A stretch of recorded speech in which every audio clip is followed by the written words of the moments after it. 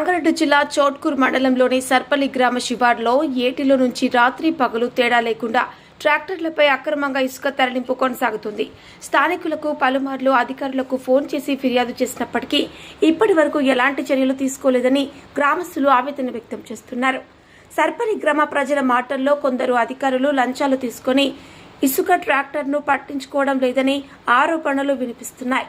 ఈ అక్రమ ఇసుక రవాణాపై వెంటనే చర్యలు తీసుకుని బాధ్యులపై కఠినంగా చర్యలు తీసుకోవాలని గ్రామ ప్రజలు డిమాండ్ చేస్తున్నారు. Sangareddy district reporter B Samuel, Drishyam news.